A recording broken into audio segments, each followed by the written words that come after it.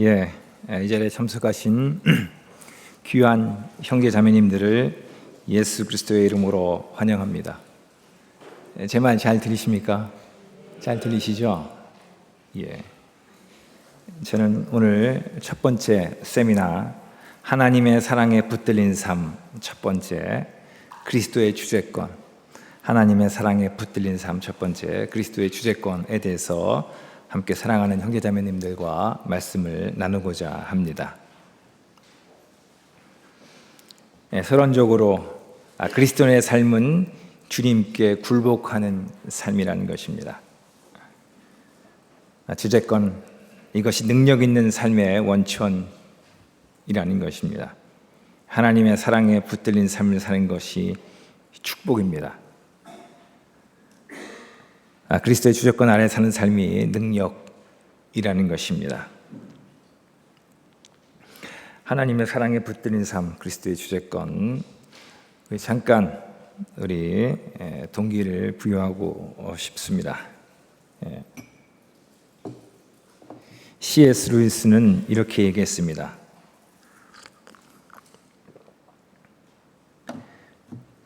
영원하지 못한 것은 언제나 시대에 뒤떨어진 것이다 라고 말했습니다. 무엇이 영원한 것입니까? 성경은 하나님과 그분의 말씀과 또 사람의 영혼이 영원하다고 얘기를 합니다. 영원을 사는 우리에게 꼭 필요한 것이 주제권입니다. 그래서 주제권에 대해서 살펴보기를 원합니다. 우리가 선택할 수 있는 것은 그렇게 많지 않습니다. 부모, 우리의 성격, 나라, 그리고 피부색, 그리고 외모나 신장 등 많은 부분 우리의 의지와 상관없이 그냥 주어진 것입니다. 많은 부분 아쉽지만 그냥 살 수밖에 없습니다.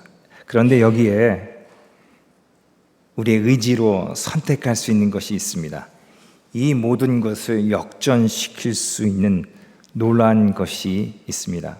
그것은 예수 그리스도를 구세주와 주님으로 선택하는 것입니다. 예수님을 내 삶의 모든 영역에서 주권자로 모셔드리는 선택, 이것이 놀라운 삶의 시작이라는 것입니다. 저는 오늘 하나님의 사랑에 붙들린 주제권이 무엇이고, 그리고 그 축복이 무엇이고, 또 주제권을 왜 못 사는지, 그리고 또 마지막으로 주제권에 대한 창의적인 제안 5가지를 하고 말씀을 전하고 싶습니다. 먼저 제 자신을 이 자리에 서는 때마다 좀 감격스럽다는 생각이 듭니다. 왜냐하면 이 자리에 설 때마다 옛날 일이 이제 생각나기 때문에 그렇습니다. 저는 그러니까 1997년 제가 32살 때 이 합동신학대학원에 있는 수련회에 처음 참석했습니다. 그때 제 상태가 별로 좋지 않았어요. 그때 제 별명이 미스터 인상파. 늘 인상을 찌푸리고 자랐기 때문에 그렇게 스스로 이렇게 불렀습니다. 그때 저는 자기 연민에 깊이 빠져 있었습니다. 또 패배주의와 열등감에 깊이 사로잡혀 있었습니다. 제가 하면 모든 것이 안 된다는 생각을 하고 있었어요. 그러니까 대놓고 얘기하지 않았지만은 제 속 깊이에는 그런 생각이 있었습니다. 그래서 제가 선택한 것은 뭐냐면 아무것도 안 하는 것입니다. 그러니까 복지부동이죠.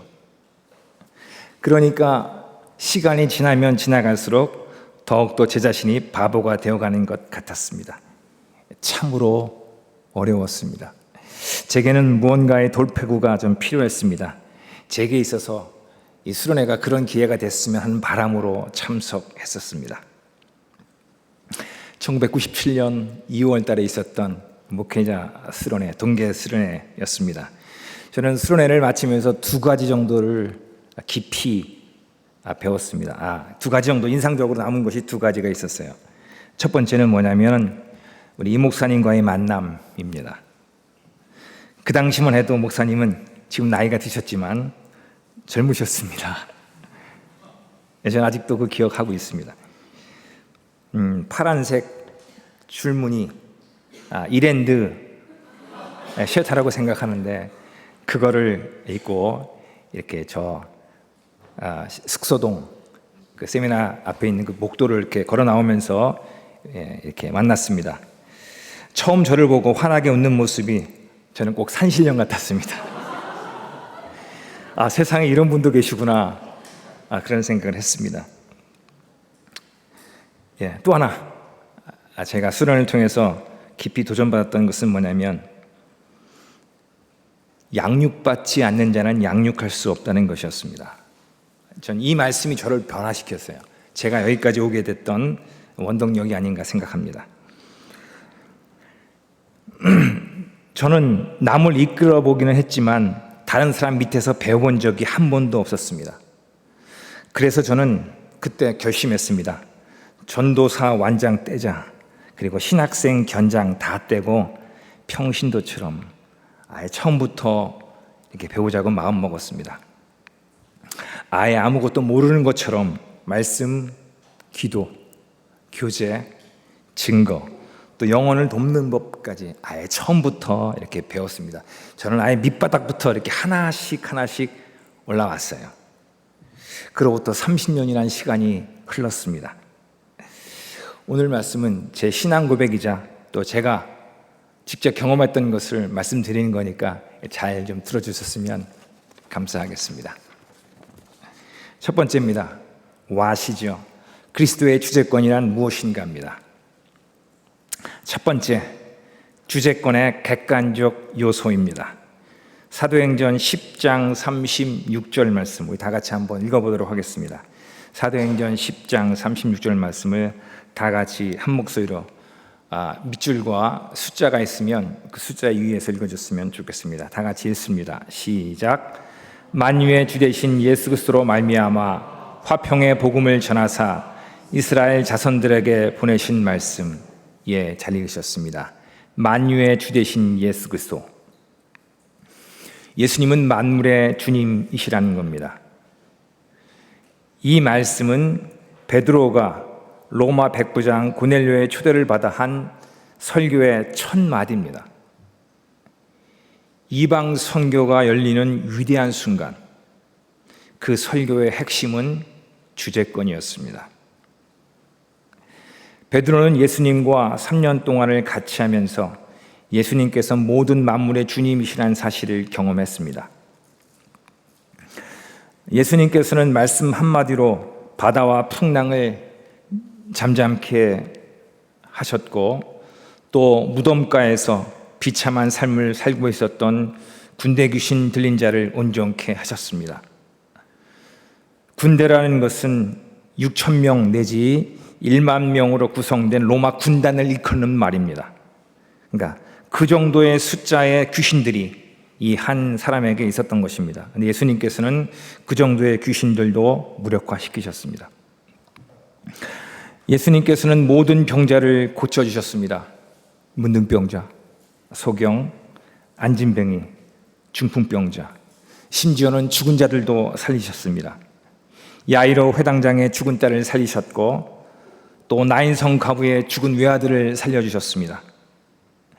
나사로는 죽은 지 나흘이 되어 썩은 애가 풀풀 진동하는 상태에서 다시 살아났습니다.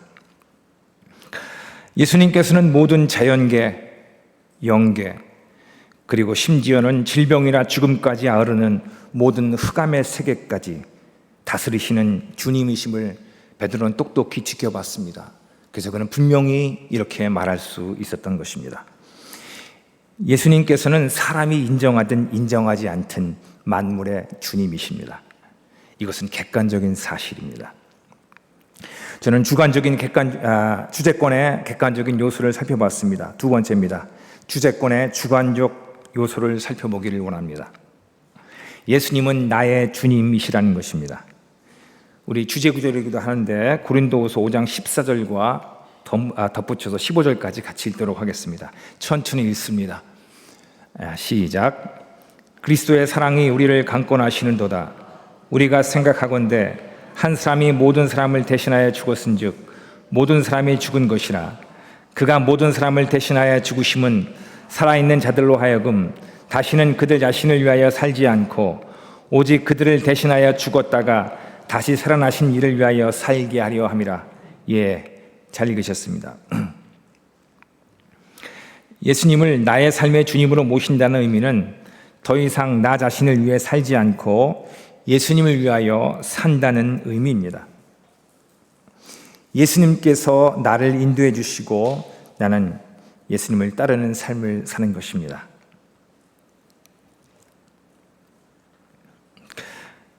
예수님 누구십니까? 예수님께서는 나를 창조하신 주님이십니다. 사도 요한은 처음부터 이 사실을 분명하게 밝히고 있습니다. 예수님께서 세상 만물을 창조하셨다는 것입니다. 나를 지으신 분이십니다. 물건을 만든 사람이 그 주인이 되는 것은 당연한 일입니다. 예술가가 작품을 만들면 그것은 그의 소유가 됩니다. 예수님께서 세상을 만드셨기 때문에 모든 것은 예수님의 것입니다. 예수님은 누구십니까? 예수님은 나를 구속하신 주님이라는 것입니다. 구속이란 말은 좀 어려운 말입니다. 구속이란 말은 노예 제도가 있었을 때 돈을 지불하고 노예 증서를 산다는 의미입니다. 노예 증서를 사서 해방시킨다는 의미입니다.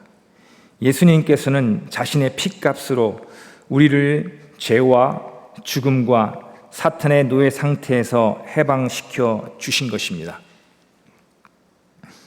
중요한 것은 실제로 그 예수님이 나의 주님이시냐는 것입니다.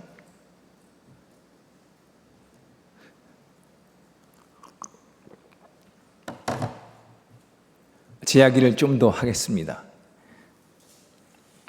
젊은 시절에 제 자신을 회상해 보면 별로 행복하지 않았습니다. 그때를 돌아보면 늘 있는 것보다는 없는 것에 집중했고 항상 다른 사람들과 비교해서 스스로를 옥죄었습니다. 좀 잘 사는 것 같으면 뻐기고 교만해지고 죄를 짓거나 잘못 살면 나가 떨어졌습니다. 늘 천국과 지옥을 오가는 롤러코스터 같은 삶이었습니다.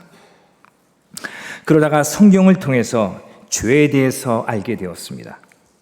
죄는 자기 중심적인 태도입니다. 내가 주인이 돼서 하나님 없이 내 마음대로 살고자 하는 것, 이것이 죄입니다. 저는 죄를 알았지만 좀 더 즐기고 싶었습니다. 그래서 더 죄 가운데 있었습니다. 그래도 하나님께서는 저를 기다려 주셨습니다. 제가 완전히 파산상고를 받고 완전히 두 손 들 때까지 밑바닥에 내려갈 때까지 기다려 주셨습니다. 제가 바닥을 치는 순간이 예수님을 제 마음속에 모시는 순간이었습니다. 제 삶이 바뀌었습니다. 이전에는 늘 불안했고 늘 우울했습니다. 가끔 평안하고 가끔 기쁜 때가 있었지만 곧 다시 불안하고 우울해졌습니다.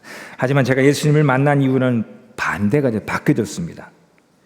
제 마음속에는 누구도 빼앗을 수 없는 평안과 기쁨이 자리 잡게 되었습니다. 물론 가끔 불안하고 가끔 우울하기도 하지만 곧바로 회복됩니다. 이전과 이후가 바뀌어진 겁니다. 이것이 제게 나타난 변화입니다. 저는 첫 번째 이제 그리스도의 주재권에 대해서 얘기를 하면서 주재권의 정의를 말씀드리면서 이제 또 다음으로 넘어가고 싶습니다. 주재권의 정의입니다. 우리 한번 읽어볼까요? 한번 천천히 한번 읽어보도록 하겠습니다. 읽습니다. 시작. 그리스도인이 하나님의 사랑과 은혜에 감격해서 예수님께 자신의 삶을 자원해서 즐겁게 실제로 드리는 것이다. 이것은 제가 내린 하나님의 사랑에 붙들린 그런 주재권의 삶에 대한 정의입니다. 이제 두 번째입니다. 두 번째, 제가 나누고 싶은 것은 why, 주재권을 인정할 때의 축복입니다. 왜 주재권을 인정해야 되는지 7가지 정도 살펴보기를 원합니다. 첫 번째는 필요를 채워주시기 때문에 그렇습니다.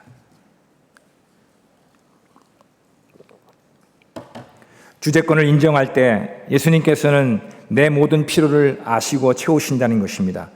우리 마태복음 6장 33절 말씀, 너무나 익히 알고 있는 구절이지만 큰 소리로 한번 읽어보도록 하겠습니다. 있습니다. 시작. 그런즉 너희는 먼저 그의 나라와 그의 의를 구하라. 그리하면 이 모든 것을 너희에게 더하시리라. 예, 잘 읽으셨습니다. 예수님께서는 그의 나라와 그의 의를 구할 때 이 모든 것을 더하신다고 약속하셨습니다. 여기서 조심해야 될 것이 있습니다. 그것은 뭐냐면 먼저라는 말입니다. 먼저 그의 나라와 그의 의를 구해야지 이것이 반대가 돼서는 안 된다는 것입니다. 이 모든 것을 더해 주시면 제가 그의 나라와 그의 의를 구하겠습니다 라고 할 수 없다는 것입니다. 우선순위, 이 순서가 바뀌어서는 안 된다는 것입니다. 또 하나 주목할 것은 뭐냐면 모든 것입니다. 일부분이 아니라 약간이 아니라 말마따나 모든 것을 다 채워주신다는 것입니다. 이것을 믿습니까? 저는 이 사실을 믿습니다. 도대체 어떻게 이것이 가능합니까? 그것은 하나님은 전능하신 분이시기 때문에 가능합니다. 내가 주제권에 입각해 살 때 내 모든 삶의 영역을 책임져 주신다는 것입니다. 이 사실을 믿으십니까? 믿으시기를 바랍니다. 저는 1999년도에 목사 안수를 받았습니다. 목사 안수를 받으면서 어떤 선택을 해야 했습니다. 부목사로 청빙을 받았는데 오후 설교를 해달라는 것이었습니다. 이제 오전에 가서 대예배를 드리고 난 후에 점심을 먹는데 식당에서 이제 식사를 하는데 아무도 제게 관심을 갖지 않았습니다. 아내와 함께 잔치국수를 먹었는데 한켠에서 잔치국수를 이렇게 먹었습니다. 한 오후 한 12시 한 반쯤 된 것 같은데 오후 예배까지는 한 2-3시간 정도 시간이 있었습니다. 저는 있을 곳이 마땅치 않아서 본당 2층에 있는 비어있는 곳에서 예배 시간까지 기다렸습니다. 좀 무료했습니다. 기다리면서. 근데 그때 제가 평상시 못 보던 것이 눈에 보였습니다. 그것은 뭐냐면 2층이었는데 1시간 이상 1층 본당을 성가대가 차지하면서 연습을 하는 것이었습니다. 예배 중 10분 찬양을 위해서 1시간 이상 연습하는 것이었습니다. 제가 성가대 찬양이 나쁘다고 얘기하는 것은 아닙니다. 근데 그게 제게 눈에 들어왔습니다. 어떤 생각이 들었냐면 찬양이 중심이 아닌 것 같은데, 하나님의 말씀이 중심인 것 같은데 라는 생각이 들었습니다. 그래서 그때 저는 결심했습니다. 부목사를 그만두자. 왜 그러냐면 그곳에서는 제가 어떤 역할을 할 수 없다고 생각되었기 때문에, 통제 불가능이라는 생각이 들었기 때문에 아싸리 자비량하자라는 생각이 들었습니다. 그래서 그때 결심했습니다. 딱 가족 부양할 만큼만 일하고 나머지는 영적으로 자신을 준비하고 또 영혼을 말씀으로 도울 수 있는 자가 되도록 자신을 세울 수 있도록 캠퍼스 훈련에 집중하자라고 결심했습니다. 그로부터 약 26년 정도의 시간이 흘렀습니다. 저는 하나님께서 제 삶에 개입하셔서 많은 숱한 피로들을 살피시고 채우시는 것을 경험할 수가 있었습니다. 하나님께서는 주제권을 인정하실 때 우리의 필요를 채워주십니다. 두 번째입니다. 왜 주제권을 인정해야 됩니까? 넘치는 보상이 따르기 때문에 그렇습니다. 우리 주님을 따를 때 놀라운 결과가 있습니다. 마가복음 10장 29절로 30절 말씀을 또 한번 천천히 읽어보도록 하겠습니다. 있습니다. 시작.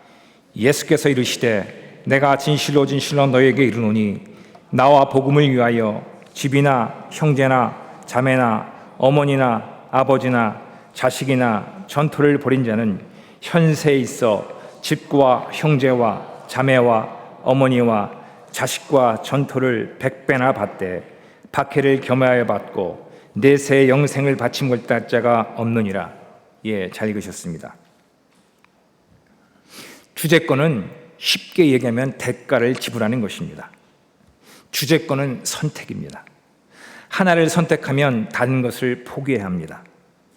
시간과 소유에서 마찬가지입니다. 예를 들도록 하겠습니다. 남녀가 서로 사귈 때에 시간과 소유를 선택할 때 항상 상대방이 우선순위에 차지합니다. 그리고 상대방을 위하여 쓴 시간이나 소유를 아까워하지 않습니다. 왜냐하면 만남이 가장 소중하기 때문에 그렇습니다. 엄마가 아기를 키우는 것도 마찬가지입니다. 많은 값이 지불됩니다. 하지만 여기에는 기쁨이 있습니다. 그래서 많은 시간과 그리고 또 물질이 들어가지만 말로 표현할 수 없는 결과가 오기 때문에 엄마들은 참고 그렇게 합니다. 우리 여기에 애기들 엄마들 많이 오셨는데 안 그렇습니까? 아니에요? 맞죠? 예. 주제권도 마찬가지입니다. 예수님이 가장 소중할 때 드릴 수 있는 것입니다. 예수님과 복음을 위하여 주제권을 드린 자는 100배나 받는다고 했습니다. 저는 지난 30년가를 돌아보면 100배 이상의 축복을 받은 것 같습니다. 넘치는 보상이 따릅니다. 세 번째, 왜 주제권을 인정해야 합니까? 약속을 주시기 때문에 그렇습니다. 주님을 따를 때에 약속을 주신다는 것입니다. 우리 창세기 26장 16, 17절 말씀을 한번 읽어볼까요? 창세기 22장 16, 17절 말씀을 다 같이 한번 읽어보도록 하겠습니다. 있습니다. 시작.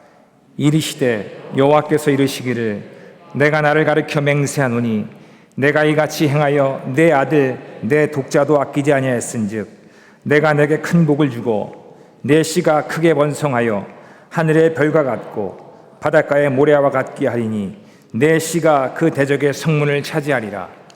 아멘.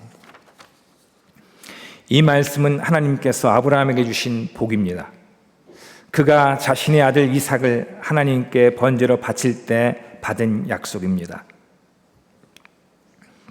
하나님께서는 이와 같이 주제권에 순종하는 자들에게 약속을 주십니다. 아브라함은 자손의 축복을 받습니다. 역사적으로 볼 때 그의 약속은 성취되는 것을 볼 수 있습니다. 지금도 성취되는 것을 우리는 똑똑히 볼 수 있습니다. 하나님께서는 전능하신 분이시고 신실하신 분이시기 때문에 반드시 약속을 지키십니다.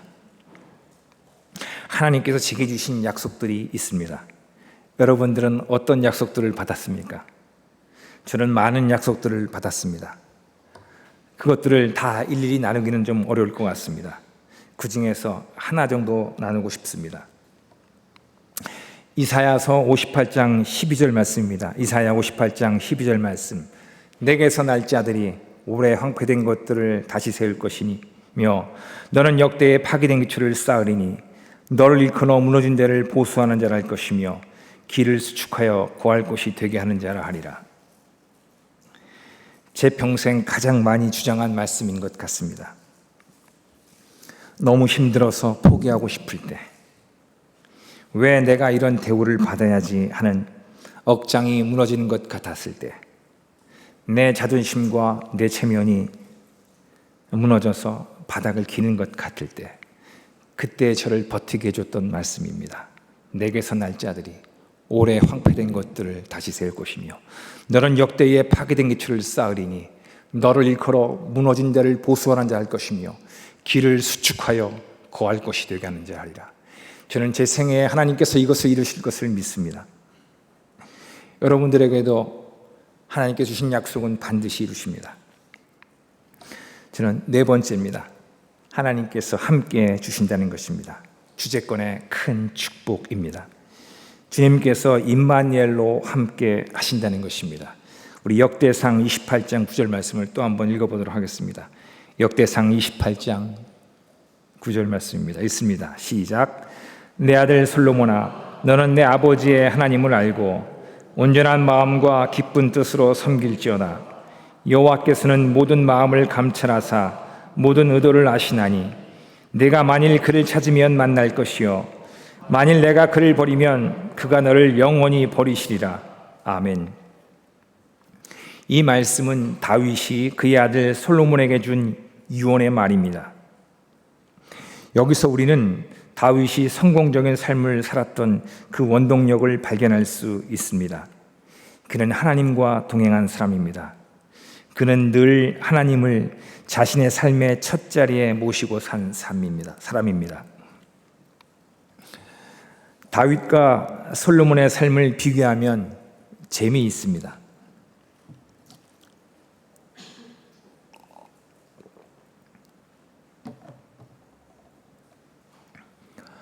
솔로몬은 영향력을 중요시한 사람입니다. 하지만 다윗은 영향력보다는 관계성, 즉 하나님과의 친밀함을 소중히 여긴 사람입니다. 이들은 기도에 대한 태도부터가 다릅니다. 솔로몬은 그가 1,000번제를 드리면서 드린 기도를 하나님께 드렸을 때 백성을 잘 다스릴 수 있는, 선악을 분별할 수 있는 지혜를 구했습니다. 하지만 다윗은 시편을 보면은 하나님께 원하는 것은 딱 한 가지라고 기도합니다. 그것은 하나님의 집에 거하면서 하나님의 아름다움을 바라보는 것, 이것 한 가지면 족합니다 라고 기도를 합니다. 솔로몬은 사람으로부터 오는 결과를 중요시 여긴 사람입니다. 하지만 다윗은 과정 그 자체를 목적으로 삼은 사람입니다. 다윗은 허물이 많은 사람입니다. 여성 편력도 심하고 심지어는 남의 아내를 빼앗았으며 그의 남편을 교살하기까지 한 그런 연약한 자입니다. 그럼에도 불구하고 그가 그 모든 실패와 좌절을 딛고 일어설 수 있었던 것은 하나님께서 그와 함께 하셨기에, 그가 하나님과 함께 하기를 힘썼기 때문에 이 모든 것에도 불구하고 일어설 수 있었습니다. 하나님을 이용하느냐 아니면 하나님을 목적으로 삼느냐 완전히 다릅니다. 솔로몬은 하나님으로부터 오는 어떤 부산물을 더 소중하게 여겼다면 다윗은 하나님 그분 자신만을 소중하게 여긴 것 같습니다. 그런데 우리가 하나님과 함께 할 때 부딪히는 것이 뭔지 아십니까? 그것은 자신의 자존심과 체면입니다. 상처받지 않고 손해보지 않으려는 이기적인 태도, 이것이 막습니다. 그래서 주제권을 온전히 드리는 것이 필요합니다. 5번째입니다. 주제권을 인정할 때 받는 축복 5번째입니다. 그것은 능력을 베풀어 주신다는 것입니다. 주제권이 주는 능력입니다. 우리 역대하 16장 9절 상반절 말씀을 다 같이 한번 한 목소리로 읽어보도록 하겠습니다. 역대하 16장 9절 상반절입니다. 다 같이 한번 읽어보도록 하겠습니다. 읽습니다. 시작. 여호와의 눈은 온 땅을 두루 감찰하사 전심으로 자기에게 향하신 자들을 위하여 능력을 베푸시나니, 전심으로 자기에게 향하신 자들을 위하여 능력을 베푸시나니. 주제권이 가진 능력입니다. 예수님을 따를 때에 놀라운 능력의 삶을 살 수 있습니다. 모든 것을 다 아시고 모든 것을 주관하시는 주님을 따를 때 받는 복입니다. 하나님께서는 모든 것을 다 아십니다. 그래서 우리가 진심으로 따르는지 아닌지 잘 아십니다. 주님을 따를 때 이전에 할 수 없었던 것을 할 수 있게 됩니다. 저는 2002년도에 외대 캠퍼스에 파송을 받았습니다. 저는 그곳에서 제 자신이 얼마나 고집세고 무능한 자인지 알게 되었습니다. 오랜 시간 하나님께서는 저를 다루셨습니다. 단 한 명의 영혼도 그리스도께 인도할 수 없는 제 자신을 발견했습니다. 저는 절망했습니다. 어느 날 열매 맺을 수 있는 방법에 대해서 깊은 도전을 받았습니다. 그것은 어떤 한 사람의 얘기였습니다. 그는 새벽 4시에 일어나서 근처에 있는 산으로 올라가서 2시간 정도 출근하기 전에까지 기도를 했다는 것입니다. 그렇게 40여일 동안 했다는 것입니다. 저는 그 말에 깊이 도전을 받았습니다. 하나님께서 너도 한번 그렇게 해보는 것이 어떻겠냐라고 말씀하시는 것 같았습니다. 저는 제 자신을 한번 살펴보았는데 도저히 못할 것 같았습니다. 매일은 어렵지만 한 주에 한 번 정도는 가능할 것 같았습니다.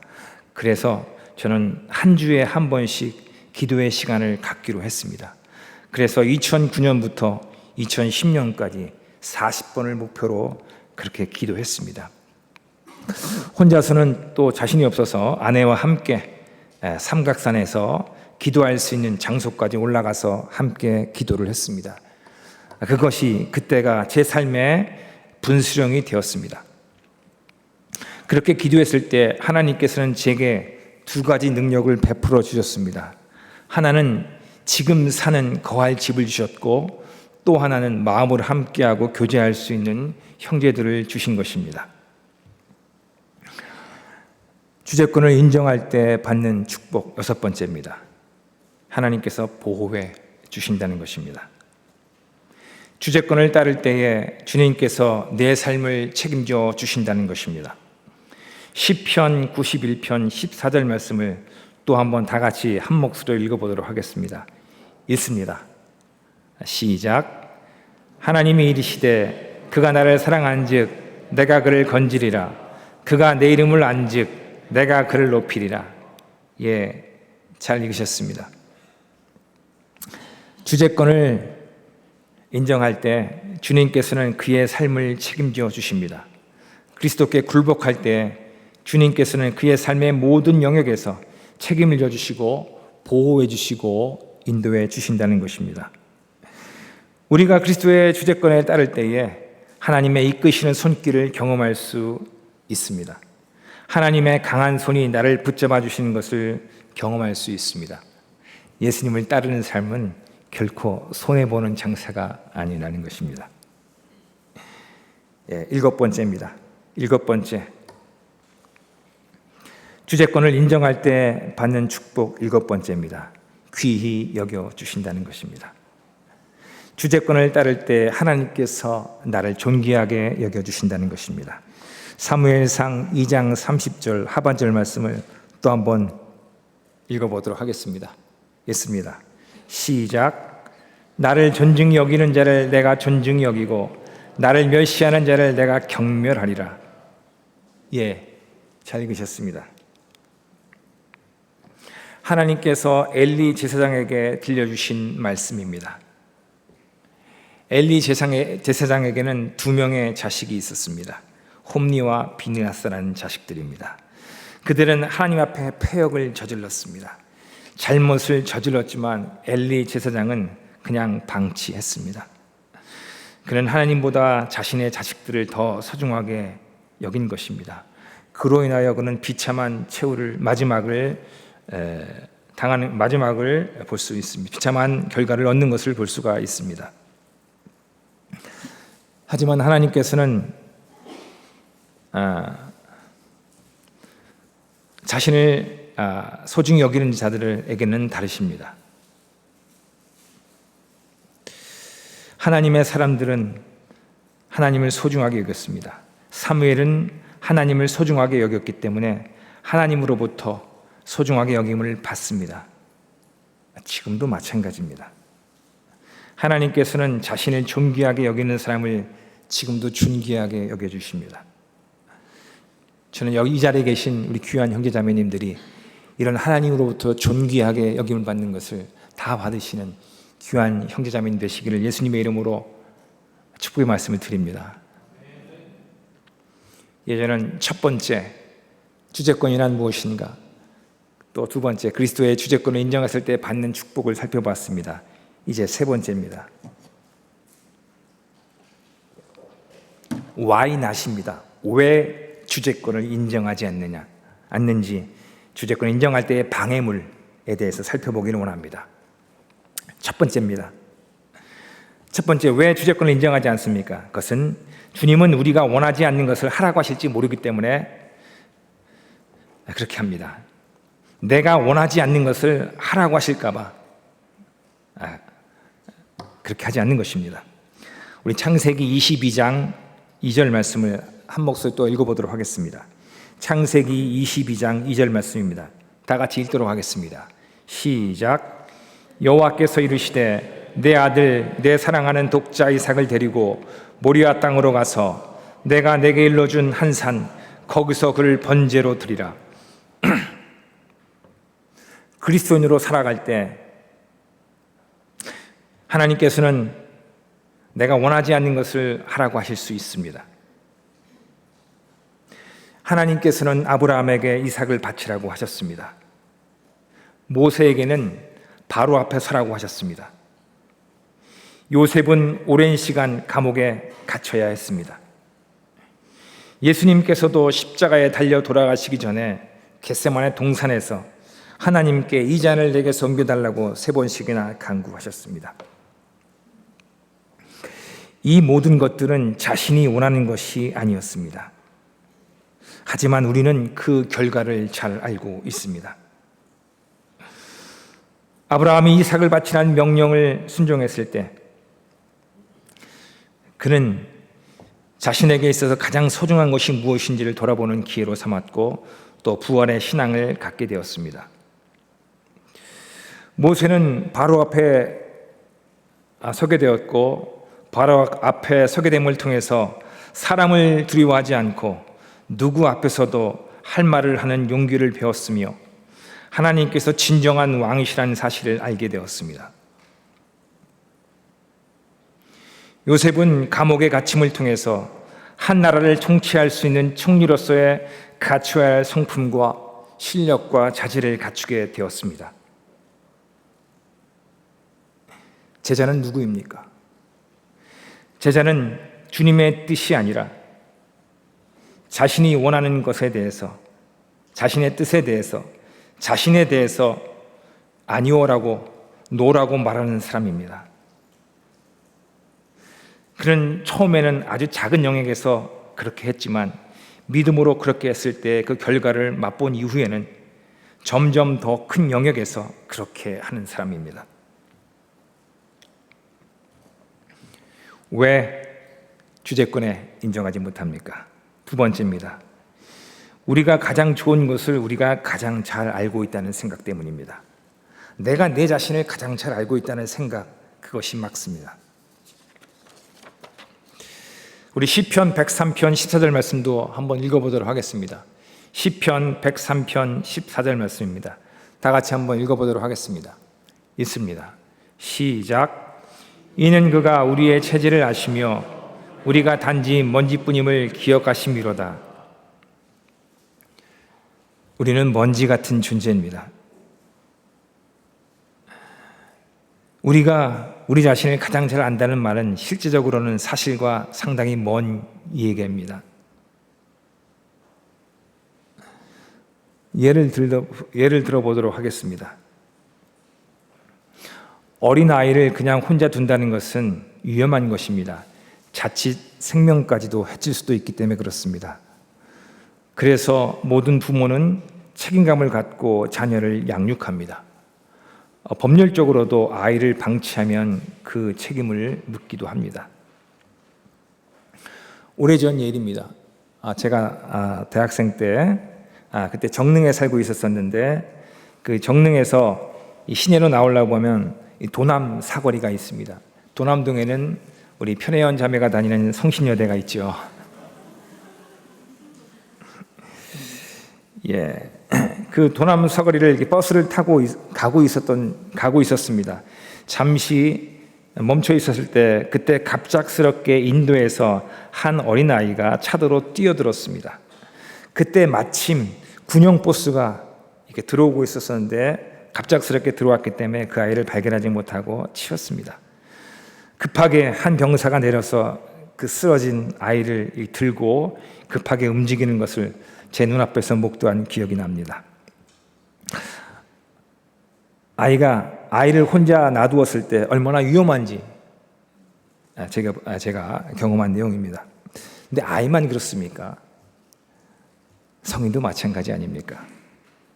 우리는 종종 혼자 있을 때 자신을 해치는 것을 봅니다.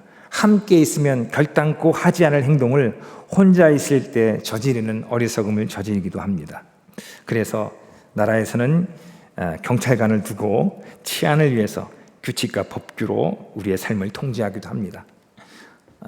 이런 것들이 어떤 면에서는 귀찮기도 하지만 한편으로는 우리를 보호하는 안전장치가 되기도 하는 것입니다. 우리가 과연 우리를 가장 잘 알고 있습니까? 세 번째, 왜 주제권에 인정하지 않습니까? 그것은 세 번째, 하나님께서 진심으로 우리에게 최대의 관심을 기울이고 계신지 확신할 수 없다라고 생각하기 때문입니다. 나를 향한 하나님의 계획을 신뢰할 수 없기 때문에 그래서 주제권을 인정할 수 없다는 것입니다. 우리 예레미야 29장 11절 말씀, 예레미야 29장 11절 말씀도 다 같이 한번 읽어보도록 하겠습니다. 예레미야 29장 11절 말씀입니다. 다 같이 한번 한 목소리로 읽어보도록 하겠습니다. 있습니다. 시작. 여호와의 말씀이니라. 너희를 향한 나의 생각을 내가 아노니 평안이요 재앙이 아니니라. 너희에게 미래와 희망을 주는 것이니라. 예, 잘 읽으셨습니다. 하나님께서는 모든 것을 다스리시고 모든 것을 하실 수 있는 능력이 있으십니다. 하나님께서 해주신 일을 경험한 사람은 우리에게 재앙을 내리실 것이라고 하나님을 두려워하지 않습니다. 때로 그 당시에 이해가 되지 않는 것이 한참 지나고 보면 나를 향한 하나님의 선한 계획이었음을 깨달을 때가 종종 있습니다.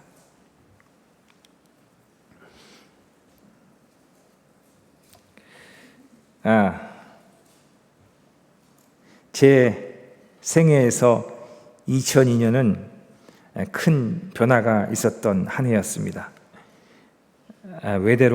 한국 외대로 파송되었고 또 학습지 교사를 시작한 해기도 합니다. 저는 학습지 교사를 한 첫날을 잊을 수가 없습니다. 2002년 8월 아마 첫째 주 월요일이라고 생각을 되는데 그때부터 한 10년 정도 2012년 외대 공동체를 시작하고 새로운 도전을 시작할 때까지 한 10년 동안 학습지 교사로 아이들을 가르쳤습니다. 10년 동안 많은 것을 배울 수가 있었습니다. 저는 그 기간 동안 자신을 부인하는 것을 배웠습니다. 회사 다닐 때 3번 나가라고 했습니다. 처음 그만두라고 할 때는 마지막까지 최선을 다해서 인수인계를 해주었습니다. 그러니까 그 지점장이 제게 화곡 지점에서 저 신정 지점으로 재발령을 받게 해주었습니다. 두 번째 나가라고 지국장이 제게 말했을 때 저는 그 지국장을 찾아갔습니다. 정말 가기 싫었습니다. 하지만 저는 잠언서 말씀을 인용하면서 그에게 이렇게 얘기했습니다. 어미가 아무리 자식이 미워도 죽이지는 않지 않습니까? 한 번만 제게 기회를 주십시오 라고 읍소를 했습니다. 예. 저는 그 직장 일을 하면서 과연 제자 훈련과 직장 생활이 과연 병행할 수 있을까 궁금했습니다. 과연 가능할까? 그래서 한번 테스트를 해보기로 결심했습니다. 내가 일하면서 절대 어떤 부분은 양보하지 말자. 그렇게 결심을 했습니다. 그래서 10년 동안 저는 단 한 번도 수련에 빠진 적이 없습니다. 1년에 2번 청년 수련회, 그리고 그 당시에 또 리더십 수련회 2차례, 4번, 단 한 번도 빼준 적이 없습니다. 그리고 그 당시에 쓰던 모든 일일 수련회, 그리고 훈련 모임도 단 한 번도 빼먹지 않았습니다. 그리고 그 당시에는 신앙세미나라는 것이 있었습니다. 신앙세미나가 목금토 3일 수목금 3일을 했었는데 한 번도 빼먹지 않았습니다. 회식은 딱 한 번 참석했습니다. 왜 그러냐면 한 번쯤은 참석하는 것도 한번 어떤지 한번 알아보는 것이 필요하다고 생각돼서 그래서 딱 한 번 참석하고 단 한 번도 참석하지 않았습니다.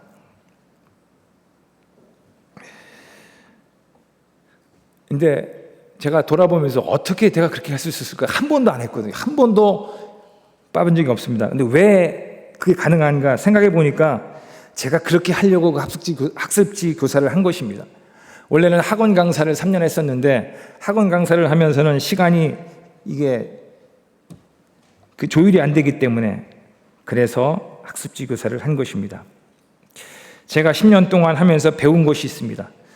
많이 있지만 가장 커다란 축복 중에 하나는 뭐냐면 상대방 중심적으로 보는 것입니다. 즉 눈높이를 맞추는 것입니다. 하지만 여전히 어렵습니다. 상대방 중심적으로 상대방의 눈높이를 맞춘다는 것이 너무 어렵습니다. 왜 우리는 주제권에 인정하지 않습니까? 하나님께서 진심으로 우리에게 최대의 관심을 기울이고 계신지 확신할 수 없기 때문에 그렇습니다. 아닙니다. 하나님께서는 여러분들을 너무나 잘 알고 계시기 때문에 맞춤식으로 다루십니다. 네 번째, 왜 주제권에 우리 자신을 내드리지 못합니까? 우리는 하나님께 드리는 것을 다시 되돌려받지 못할 것이라고 그렇게 생각하기 때문에 그렇게 할 수 있습니다. 계산적인 태도가 그렇게 할 수 있습니다. 누가복음 6장 38절 말씀을 한번 읽어보도록 하겠습니다. 누가복음 6장 38절입니다. 다 같이 한번 한 목소리 읽어보도록 하겠습니다. 읽습니다. 시작. 주라 그리하면 너에게 줄 것이니 곧 후이되어 누르고 흔들어 넘치도록 하여 너에게 안겨주리라. 너희가 헤아리는 그 헤아림으로 너희도 헤아림을 도로 받을 것이니라. 내가 결단코 손해보지 않겠다. 이런 태도가 주도권을 막습니다. 그런데 하나님께서는 우리에게 억지로 순종을 강요하지 않습니다. 그 대신에 순종하는 자에게 축복을 약속하십니다. 하나님께 드리느냐 안 드리느냐가 중요합니다. 왜 그러냐면 그 태도를 보고 그 사람을 알 수 있기 때문에 그렇습니다. 그 사람이 정말 하나님을 이용해서 자신의 목적을 이루고자 하는 사람인지 아니면 하나님께 진심으로 굴복된 사람인지는 그가 한 행동을 보면 알 수 있다는 것입니다. 그분께 굴복했는지를 보여주는 시금석이 된다는 것입니다. 저는 이제 마지막으로 주제권을 대한 창의적인 제안들을 또 살펴보기를 원합니다. 주제권에 대한 창의적인 제안들 첫 번째입니다. 하나님의 사랑에 반응한다는 것입니다.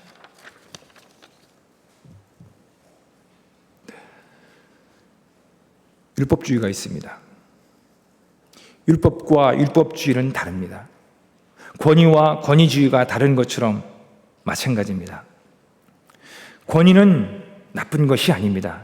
하지만 그것을 잘못 따르는 것을 우리는 권위주의라고 합니다. 권위주의는 잘못된 것입니다. 율법이 무엇입니까? 율법은 하나님께서 세우신 올바른 기준과 그리고 또 규칙입니다. 율법주의는 어떤 특정한 규칙이나 행동을 규범화시킴으로써 사람을 억압하는 것, 이게 율법주의입니다. 율법주의는 복을 받기 위하여 마지못해서 하나님의 명령에 따르는 채 하는 것, 진심이 아니고 그냥 따르는 척 하는 것, 복 받기 위하여, 이게 율법주의입니다. 어떤 특정한 규칙과 행동을 규범화시킴으로 강압하는 것이 집단적 율법주의라면 복 받기 위하여 마지못해서 하나님의 명령을 따르는 채 하는 것이 개인적인 율법주의입니다. 그러나 하나님께서는 자원하고 자발적으로 하기를 원합니다. 율법주의는 자신이나 모임에서 좋았던 것을 다른 사람들에게 무조건적으로 강요함으로 자율적이고 또 자유로운 은혜를 경험하는 것을 제한하는 것입니다. 얼마나 규칙을 지켰느냐가 아니라 얼마나 하나님께 진심의 마음을 갖느냐가 중요합니다.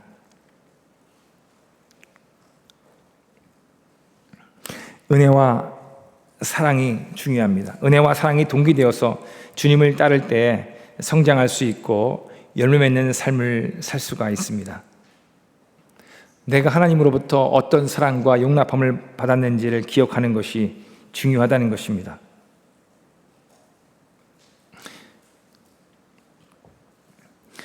저는 하나님의 은혜를 비싼 대가를 지불하면서 배웠습니다. 그때도 말씀드렸지만 2005년 제가 파송된 지 3년째 되는 해였습니다. 저는 그때 6개월 동안 하이라이트를 우리가 하는 대로 하지 않고 요셉의 생애를 다룬 창세기 37장부터 50장까지를 하이라이트 본문으로 삼았습니다. 37장부터 50장까지 매일 한 장씩 계속해서 되풀이해서 읽어나갔습니다. 읽고 또 읽었습니다. 그러면서 제가 그 부분을 읽으면서 깨달은 것이 하나님의 은혜였습니다. 요셉이 위대한 것이 아니라 하나님께서 그에게 은혜를 주셔서 그가 그 모든 것을 이겨냈다는 것을 알게 되었습니다. 제가 은혜가 얼마나 소중한지를 알게 되었습니다. 그래서 그때부터 늘 하나님의 은혜를 받고자 했습니다. 늘 하나님의 은혜로 저 자신을 이렇게 살펴보려고 했습니다. 저는 지금도 이 하나님의 은혜를 꽉 붙잡으려고 합니다. 그래서 저는 매일 아침 경건의 시간을 갖기 전에 꼭 먼저 은혜로 제 자신을 돌아봅니다. 제가 어떤 용서와 사랑을 받았는지를 확인하고 난 다음에 아침 경건의 시간을 합니다. 이 하나님의 사랑이 우리로 하여금 자원해서 주님을 따르게 합니다. 두 번째입니다. 두 번째, 제가 여러분에게 제안하고 싶은 것은 뭐냐면 실제 삶으로 확증하는 것이 필요하다는 것입니다. 우리가 여기서 유의할 것은 뭐냐면 주제권은 두 번째 구원이 아니라는 것입니다. 자신의 구원은 확신하지만 주제권은 아직도 멀 수 있습니다. 자칫 육과 영의 양다리를 걸치면서 살 수 있다는 것입니다. 자칫 하나님과 세상의 양다리를 걸치면서 살 수 있다는 것입니다. 저는 주제권 아래 산다는 것은 다른 말로 하면 하나님의 말씀의 인도를 받는 삶이라고 생각합니다. 즉 하나님의 말씀이 보여주신 대로 그대로 사는 것입니다. 단순하게 그저 말씀에서 보여주신 대로 그렇게 사는 것입니다. 아침 경건의 시간에서 하나님께서 주신 말씀, 그 말씀을 붙잡고 하루를 살아가는 것입니다. 우리가 하나님의 말씀을 따라 살 때 그리스도께 굴복하는 삶으로 이끌 것입니다. 또 세 번째입니다. 제가 세 번째 제안하고 싶은 것은 예수님을 본받는 삶을 사는 것입니다. 하나님의 뜻에 복종하신 주님을 닮아가는 것입니다.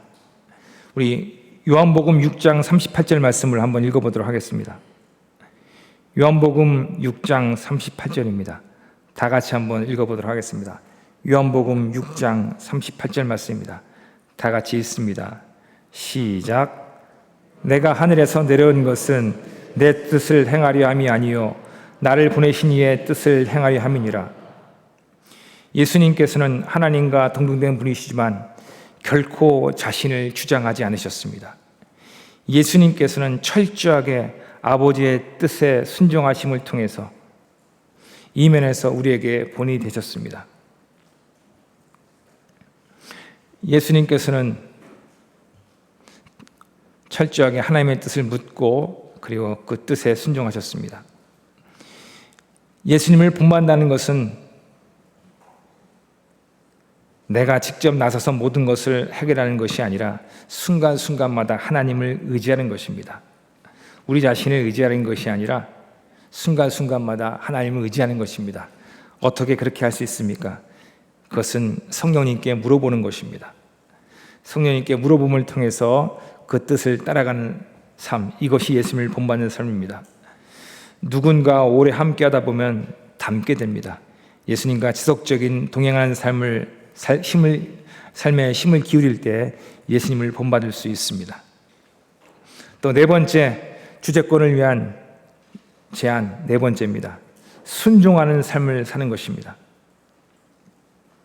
순종의 기쁨을 누리는 것입니다.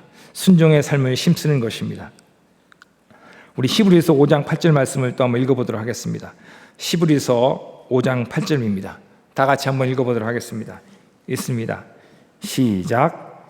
그가 아들이시면서도 받으신 고난으로 순종함을 배워서 온전하게 되셨은즉 자기에게 순종하는 모든 자에게 영원한 구원의 근원이 되시고. 예, 잘 읽으셨습니다.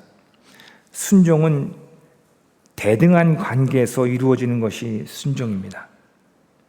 예수님께서는 하나님과 동등된 분이신데 하나님께 순종하셨습니다. 그래서 순종의 본이 되신 것입니다. 노예는 주인에게 순종하지 않습니다. 그냥 억지로 할 수 없어서 그렇게 하는 것입니다. 억지로 마지못해 하는 것은 순종이 아닙니다. 그런데 요즘은 이 순종의 능력이 많이 퇴색되었습니다.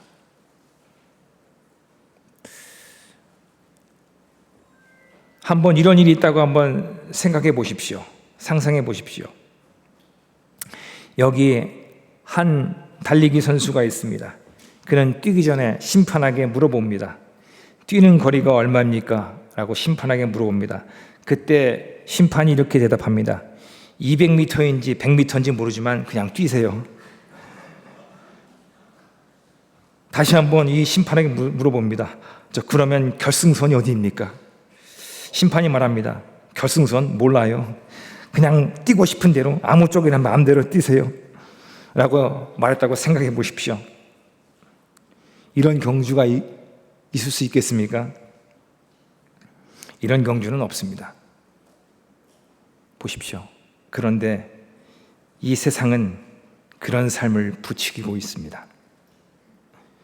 규칙도 없고 절대적인 원칙도 없고 그냥 네 마음대로 하라는 것입니다. 하지만 책임은 지지 않습니다. 우리가 순종하는 삶을 살아야 하는 이유가 있습니다. 왜 그렇습니까? 그것은 첫 번째, 바른 관계를 맺기 위함입니다.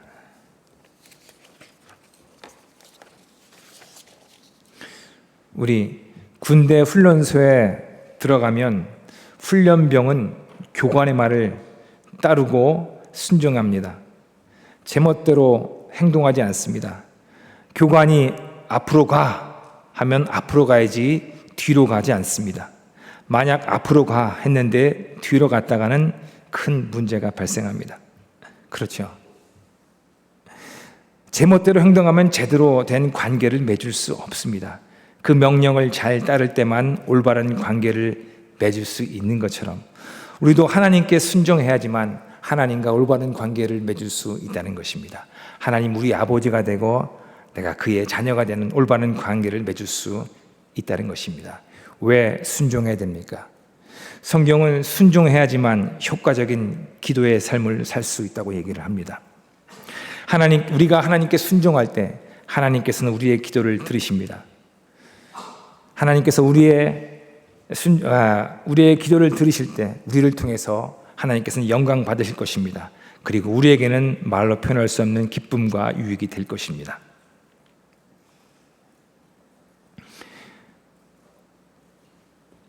이제 마지막으로 제가 제안하고 싶은 것은 훈련하는 삶을 힘쓰라는 것입니다.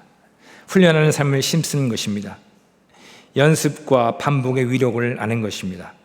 우리 디모데전서 4장 7절 말씀을 마지막 말씀이니까 큰 소리 한번 다 같이 읽어보도록 하겠습니다. 읽습니다. 시작. 망령되고 허탄한 신화를 버리고 경건에 이르도록 내 자신을 연단하라. 예, 잘 읽으셨습니다.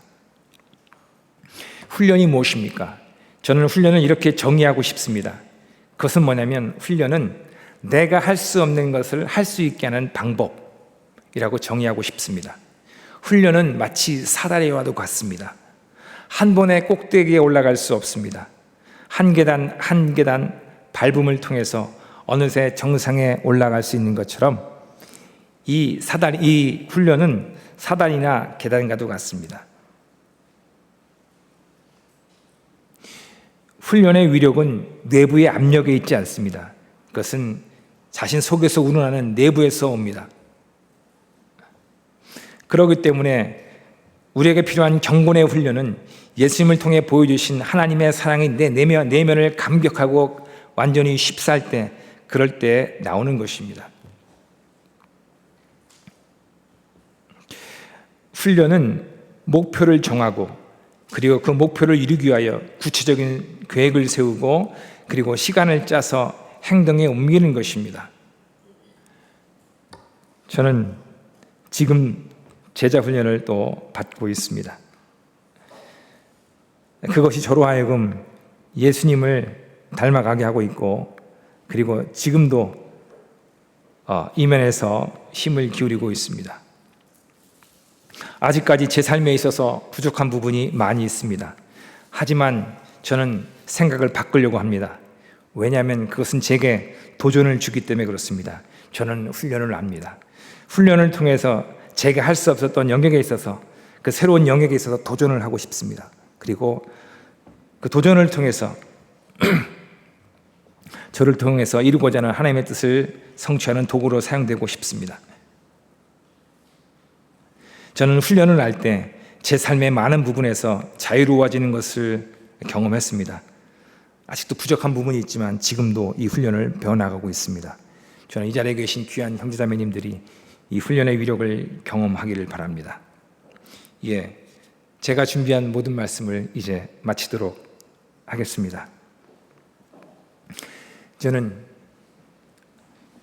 하나님의 사랑에 붙들린 삶, 그리스도의 주재권에 대해서 살펴보았습니다. 이 말씀이 우리 귀한 형제자매님들의 삶 가운데서 하나님의 은혜와 또 하나님의 사랑을 경험하는 그러한 동기와 도전이 되었으면, 도전되기를 간절히 원합니다. 이제 말씀 맺히고 적용을 하도록 하겠습니다. 첫 번째입니다. 오늘 말씀을 통해서 내가 새롭게 배운 것은 무엇인가? 두 번째, 내가 깨달은 것을 어떻게 내 삶에 적용할 것인가? 시간을 드릴 테니까 한번 이 부분을 적용하도록 하겠습니다. 그리고 적용하신 이후에는 또 주위 분들과 함께 나누는 시간을 갖도록 하겠습니다.